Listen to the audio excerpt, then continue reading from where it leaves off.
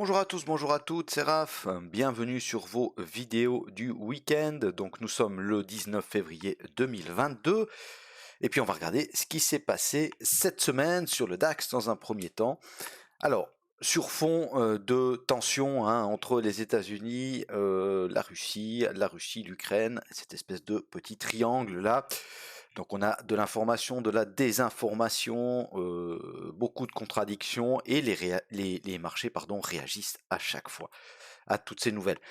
Ce qui est intéressant à voir quand même, c'est que les marchés réagissent, oui, mais réagissent toujours sur des zones. Malgré qu'ils réagissent à des news, d'accord, c'est préparé, c'est-à-dire qu'on vient chercher des zones pour réagir avec, entre guillemets, comme excuse la news. Et ça, c'est assez intéressant, et ça vaut vraiment la peine de se pencher sur ce phénomène-là et d'analyser tous les week-ends nos graphes pour justement déterminer ces zones. Ok. Donc, si on regarde, je voulais vous montrer ça, voilà. Le week-end dernier, d'accord, on a analysé nos zones comme ça. On s'est dit, on a la zone 2 qui est ici. On a cette zone intermédiaire ici qu'on surveillera. Pourquoi? Parce qu'il y avait le S1 mensuel et le bas de la bougie mère mensuelle, d'accord, et le bas de cette mèche ici en 4 heures, c'est noté ici, d'accord, entre les zones 2 et 3, bas de la bougie mère mensuelle et au S1M. Ok. Qu'est-ce qui s'est passé lundi? On est venu chercher directement cette zone, donc on a cassé la zone 2, d'accord, on a cassé la zone 2 sur fond de tension, justement, c'est tension internationale, donc pas mal sur du fondamental, mais regardez où est-ce qu'on réagit. Regardez, notre zone ici, elle est parfaite et elle nous donne quoi? Elle nous donne quand même un rebond de, alors toujours pareil, allez, on va faire jusque là, il y a quand même 600 points, ok, il y a quand même 600 points, alors il faut rentrer au plus bas, sortir au plus haut, on est d'accord, mais on avait des signaux d'entrée, que ce soit en 1 heure, en 15 minutes, allons voir en 1 heure déjà, hop, donc en 1 heure, c'était ici, ok, d'accord, vous savez que je vous expliquais déjà, ça c'est une bougie haussière, d'accord, quand elle arrive en fin de tendance baissière. Alors évidemment, on ne sait pas encore que c'est la fin de la tendance baissière, et puis c'est peut-être risqué de prendre un trade sur ce genre de bougie-là. Par contre, ensuite, on a quoi? On a une confirmation, d'accord, une belle bougie verte. Alors c'est un rebond après une forte tendance baissière. Alors ça a de la peine à repartir, ce qui est normal, Et puis ensuite, regardez, en 1 heure, on avait quoi? On avait ici, hop, bougie mère, d'accord, bougie mère, inside bar, cassure par le haut, reteste une fois, deux fois avant que ça décolle. Ok. Ensuite, on vient chercher quoi? On vient chercher quoi? Ça c'est intéressant aussi. On reviendra sur le 1 heure tout à l'heure. On vient chercher ici. Alors, on avait deux zones à surveiller, d'accord? Quand on a ce genre de rebond, alors il y avait aussi une bougie mère en 4 heures, mais bon, après, le stop, il y avait beaucoup de volatilles, donc le stop, il est quand même grand. Donc, on n'a pas un ratio top si on rentre ici. Surtout que la première zone de résistance, elle était là, d'accord? Elle était là et je vous avais mis dans le Discord, surveillez cette zone, attention aux 400, aux 500, on fait quoi? Un tout petit excès au-dessus. Pourquoi on fait ce petit excès au-dessus? C'était pour aller chercher également, pour aller piquer également ce stop, ce bloc de contrat ici. D'accord? On avait cette mèche haute là, cette bougie verte, ok? On vient piquer ici. D'accord? Donc vous voyez que même pour ceux qui préfèrent faire du chartisme plutôt que du price action, eh bien, bon, on peut mélanger les deux évidemment. Regardez, cette trendline baissière, elle réagit parfaitement. On vient la piquer, on repart à la baisse. On vient la piquer, on repart à la baisse. On vient la piquer, on repart à la baisse. Alors pour le moment, on n'a pas fait de plus bas. Donc à surveiller quand même, on est sur une belle zone de rebond. Mais voyez donc, ici, ok, on va la mettre. On va mettre cette petite zone ici dans les UT inférieures et on va aller voir ce qui s'est passé.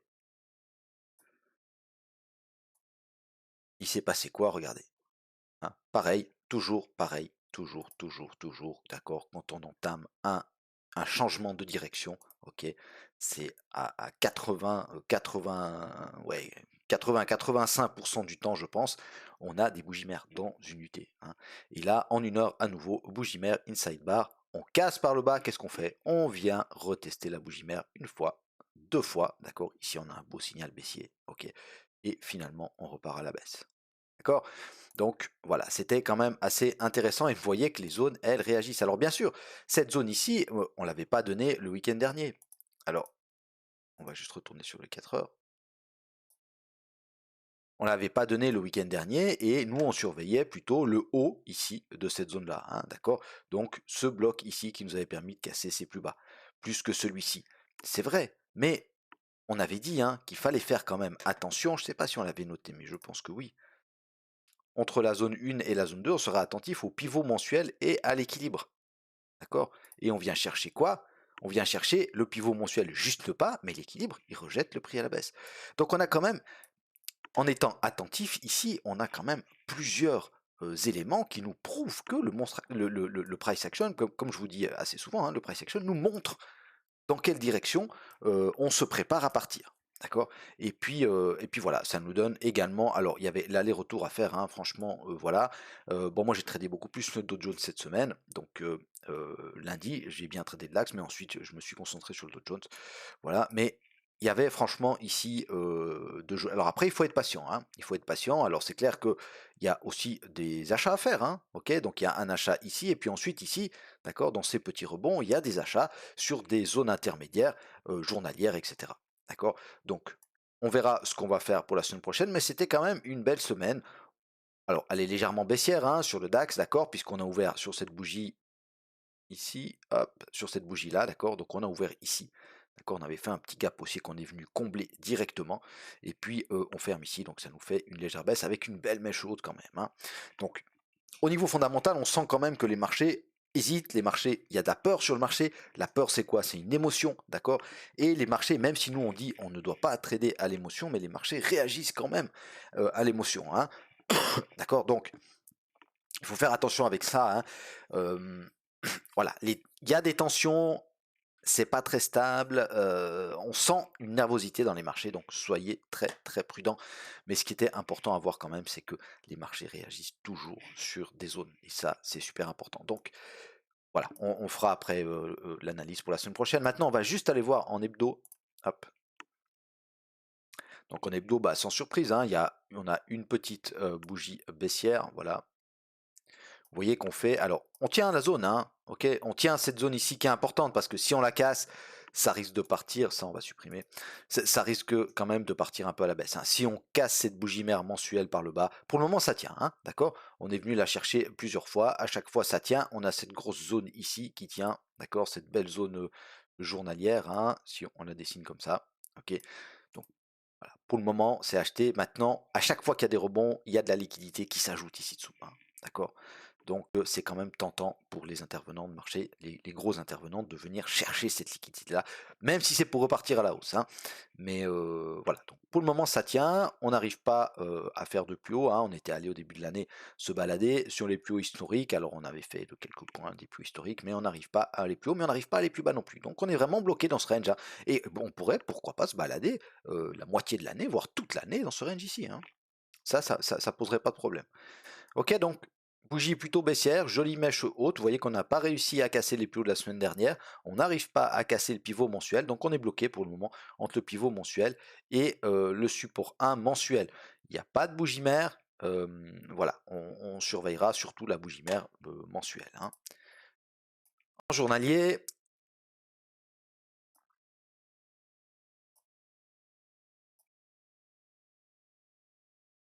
hop, ok, donc en journalier, vous voyez, on a nos zones ici qui sont mises, hein, d'accord.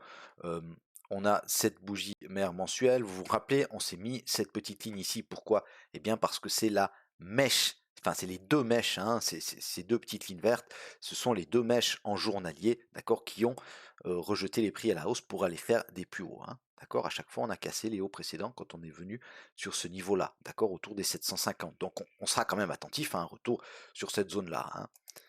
Est-ce que je les ai fait? Non, alors on va apparaître quand même dans les unités de temps inférieures, histoire de surveiller ça. Voilà, si on vient taper ces zones. Ok, mais sinon, bon bah voilà, hein, une semaine on a eu de la hausse, on a eu de la baisse, hein, on a ouvert sur cette bougie-là, là, lundi, d'accord. On est venu piquer notre zone intermédiaire, on est reparti à la hausse sans réussir à faire de plus haut, et puis maintenant, on retrace, donc va-t-on faire un plus bas ou pas? Eh bien, on verra ça la semaine prochaine. Rien de plus à dire sinon sur le journalier, hein, au niveau du RSI, rien de spécial. Au niveau des moyennes mobiles, alors pour le moment, on n'a pas encore de croisement à la baisse, hein. Vous savez que quand la 50 croise la 200 à la baisse, c'est pas bon signe. On l'a plus. Voilà. La dernière fois qu'elles se sont croisées à la baisse, c'était pour la crise du corona, hein. Ok, alors même si on ne traite pas sur signal de moyenne mobile, ça nous donne quand même des informations, hein. Et là, elles se rapprochent quand même dangereusement l'une de l'autre. Donc à surveiller de près. Au niveau du 4 heures, alors qu'est-ce qu'on va faire avec nos zones? Comment on va réagir, nous, pour la semaine prochaine? Qu'est-ce qu'on va surveiller? Alors, je vais pas beaucoup les bouger les zones, hein, je vais pas beaucoup les bouger, si ce n'est que je vais cette zone intermédiaire ici, je vais la mettre là, d'accord? Je vais la mettre là, je vais l'agrandir un tout petit peu. Pourquoi?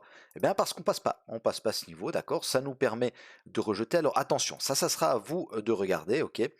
Si on va faire lundi ou mardi un plus bas, d'accord? Donc si on casse cette mèche ici, cette zone elle sera pertinente, d'accord?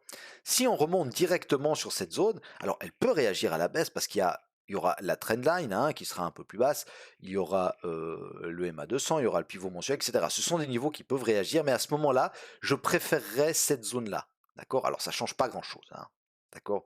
Allez, on va le laisser là. Pour l'instant, on va la laisser là, cette zone. Ok, d'accord, comme ça c'est quasiment presque les mêmes. On va la laisser là parce qu'on a tous ces arguments, hein, comme je vous ai dit, je ne veux pas le répéter, et puis surtout, on avait cassé ses plus bas. D'accord. Donc elle a déjà réagi une fois, elle pourrait réagir une seconde fois. La zone 2, pourquoi je la garde? Pourquoi je la garde? Parce que c'est clair que c'est pas elle qui a réagi cette semaine, hein, c'est cette zone ici, c'est cette zone intermédiaire qu'on va évidemment garder parce qu'elle est pertinente, mais ça nous a créé quand même un bloc haussier ici. Hein. D'accord. Ça nous a créé un bloc haussier ici qui nous a permis de casser ce petit mouvement-là. D'accord. Alors pas celui-là, ça aurait été mieux de casser celui-là, hein, pour reprendre une tendance, pourquoi pas haussière, mais on surveillera ça, et j'aimerais que vous surveilliez aussi, enfin moi je vais le faire en tout cas, surveiller aussi cette bougie mère en 4 heures. D'accord, je ne vais pas le noter pour pas trop alourdir mon graphe, mais je me le note sur un petit calepin. La bougie 4 heures dans la zone 2 à surveiller, cassure par le haut ou par le bas. Ok, la zone 3, on la conserve, c'est notre zone de rebond potentiel en journalier. Donc on a bougé juste cette zone intermédiaire ici. La zone 1, on la conserve parce que c'est quand même la clôture annuelle. Et puis c'est le beau mouvement qui nous a permis de casser tous ces plus bas. Donc ça, c'est important à surveiller. Voilà mes amis, ce que je pouvais vous dire sur le DAX. Si ce n'est pas encore fait, abonnez-vous s'il vous plaît à ma chaîne. Je vous remercie déjà pour les pouces bleus que vous allez me mettre. Euh, que vous n'aimiez ou que vous aimiez ou que vous n'aimiez pas. Hein. Si vous n'aimez pas, bah, vous avez qu'à mettre un pouce vers le bas, il n'y a pas de souci avec ça. Si vous avez des remarques, des questions, des suggestions constructives, mettez-les en commentaire. J'en tiendrai compte évidemment. Je réponds à tous les commentaires, hein, si j'en ai pas oublié, mais je ne crois pas. Et puis voilà, je vous retrouve volontiers la semaine prochaine. La semaine prochaine, je ferai quelques trading live certainement, si j'ai du temps, ce qui devrait être le cas. Et puis au pire, on se retrouve le week-end prochain. Je vous souhaite à tous et à toutes un excellent week-end. Ceux que ça intéresse, je vais tourner maintenant la vidéo sur le Dow Jones. Salut, bye bye.